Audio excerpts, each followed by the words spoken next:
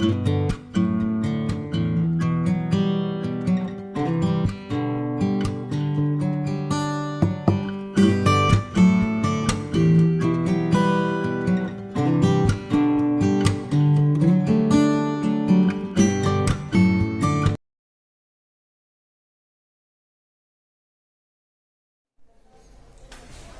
Class 10 students. Class 10th बहुत important चीज लेकर आया हूँ आप लोगों के लिए, और बहुत इंपॉर्टेंट इसलिए because of the reason mostly लोग इसी में कंफ्यूज रहते हैं।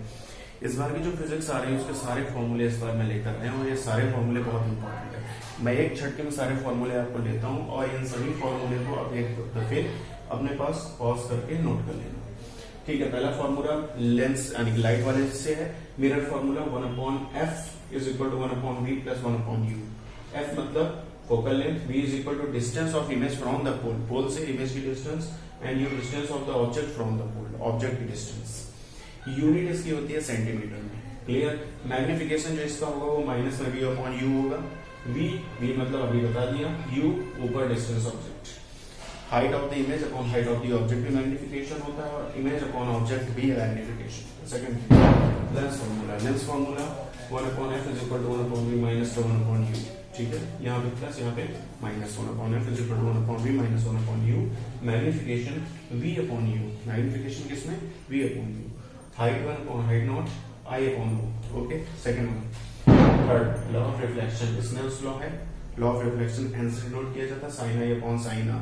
Angle of incidence sine i और angle of reflection. Refractive index, refractive index होता है नॉट से डिनोट किया जाता है। जैसे कि एग्जांपल मैं आप समझा दे रहा हूं, जैसे n है, n a और g लिखा हुआ है। ठीक है, अगर n में a और g लिखा हुआ है तो a का मतलब एयर और g का मतलब glass. Speed of the light in air और speed of the light in glass. अगर यहाँ पे लिखा हुआ है a और w, तो जो पहला है वो speed of the light in air और नीचे है speed of the light in water. चलो आगे बढ़ जाते हैं।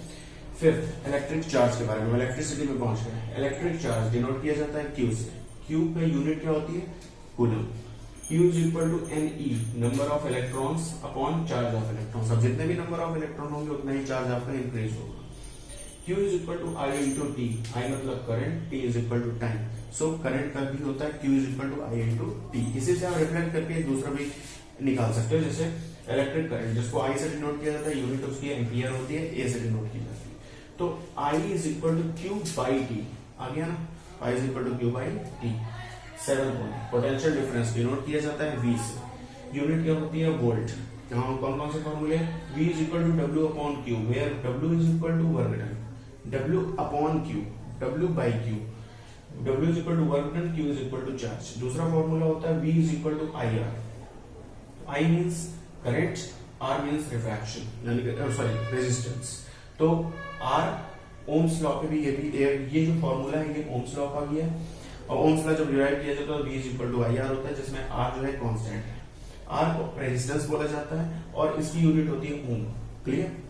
नेक्स्ट वन, रेजिस्टिविटी से जब क्वेश्चन आएगा तो रेजिस्टिविटी में जो यूनिट होती है वो ओम मीटर होती है। ठीक है, क्यों ओम मीटर होती है, बिकॉज ये जो होता है मीटर स्क्वायर एरिया। अब जैसे पहले फॉर्मूला बता देते हैं, रेजिस्टिविटी को रो से डिपेंड किया जाता है, रो, और रो इज इक्वल टू होता है R इंटू A/L। ठीक है, R मतलब रेजिस्टेंस, A मतलब एरिया अपॉन L मतलब लेंथ। लेंथ होती है मीटर में, एरिया हो गया मीटर स्क्वायर में, मीटर स्क्वायर से एक मीटर स्क्वायर और मीटर कट के मीटर बचा। R मतलब होता है ओम, इसलिए यूनिट हो गई ओम मीटर।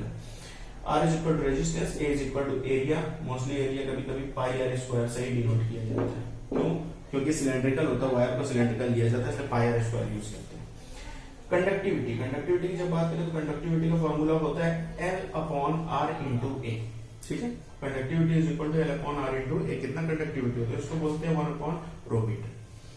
नेक्स्ट पार्ट पे आते हैं, तो रेजिस्टेंस इन सीरीज, अगर सीरीज में होगा तो इक्विवेलेंट रेजिस्टेंस जो आपका होगा R1 plus R2 plus R3 raise to the Rn। Resistance parallel में होगा तो यूनिट उसकी होगी ohm. 1 upon R equivalent upon 1 upon R1, 1 upon R2, 1 upon R3 या 1 अपॉन Rn। कहां तक जाएगा, जहां तक भी आप रेजिस्टेंस यूज करोगे आपको पता ही है, फॉर्मूला यूज हो जाएगा। नेक्स्ट, इलेक्ट्रिक पावर, पावर की यूनिट क्या होती है, वॉट। Watt means W। तो power is equal to W upon T। W मतलब work done, T is equal to time, तो work done upon time is equal to power. Power is equal to V into I भी होता है, V is equal to voltage, I is equal to current, और power is equal to I square are भी होता है, R is equal to resistance. इन सभी की यूनिट जो होगी वो होगी watt. Clear. Last one heat. Mostly question नहीं पूछा जाता लेकिन पूछ लिया गया तो क्या करोगे, तो हीट के लिए होता है I square R T, formula I square R T, और जो इसकी यूनिट होती है वो होती है जूल। ठीक है। एक और चीज है, यूनिट में पूछा जाएगा अगर यूनिट, तो आप लिखोगे, आप जैसे एग्जांपल, तो आपको पूरी चीजें जो है ना आवर में लेनी है। ठीक है। सारी की सारी चीजें आपको आर में लेनी है।